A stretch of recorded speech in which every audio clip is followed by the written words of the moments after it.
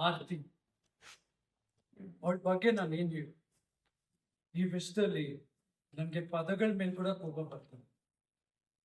ನನಗೆ ನನ್ನ ತಾಯಿ ನಾನು ನೋಡಿದ ನೆನಪೇ ಇಲ್ಲ. ಆದ್ರೆ ಆರ್ತಿ ನಾನು ನೋಡ್ದಾಗ್ಲೆಲ್ಲ ಅವ್ರು ಇದ್ದಿದ್ರೆ ಹೀಗೆ ಇರ್ತಿದ್ರೇನೋ ಅನ್ಸುತ್ತೆ. ಅದು ನಾನು ಅವ್ಳನ್ನ ನೋಡೋ ರೀತಿ ಅನ್ನೋದಕ್ಕಿಂತ ಅವಳು ನನ್ನನ್ನು ನೋಡ್ಕೊಂಡಿರೋ ರೀತಿ ಅಂತ ಹೇಳಿ ಅವಳ ಆಡ್ಸೋ ಪ್ರತಿ ಮಾತಲ್ಲೂ ಪ್ರೀತಿ ತುಂಬಿರು. ಏನಾಯ್ತು ಎಲ್ಲಾದ್ರೂ ಬಿದ್ದ ಹೂವಾಗ್ತಿದ್ಯಾ, ಊಟ ಮಾಡ್ಕೊ, ಹೊಟ್ಟೆ ತುಂಬಾ ಅನ್ನೋ ಕಾಳಜಿ ಜೊತೆ ನಾನಿದ್ದೀನಿ, ಚಿಂತೆ ಮಾಡ್ಬೇಡ, ನೀನ್ ಬಿಟ್ಟು ನಾನು ಎಲ್ಲೂ ಹೋಗಲ್ಲ ಅನ್ನೋ ಧೈರ್ಯನೂ ತುಂಬಿರುತ್ತೆ ಅಂದ್ಮೇಲೆ ಇಂಥ ತಾಯಿ ಇಲ್ದೇ ಇರೋ ಜೀವನ ನಿಮ್ಮಿಂದ ಉಳಿಸ್ಕೊಳ್ಳಿಕ್ಕೆ ಸಾಧ್ಯ ಅನ್ಸುತ್ತೆ ಇಲ್ಲ ತಾನೆ? ಹಾಗೆ ಆರ್ತಿ ಇಲ್ದೇ ಇರೋ ಜೀವನ ಯಾವುದೇ ಕಾರಣಕ್ಕೂ ಊಹಿಸ್ಕೊಳಕ್ಕಾಗೋದಿಲ್ಲ.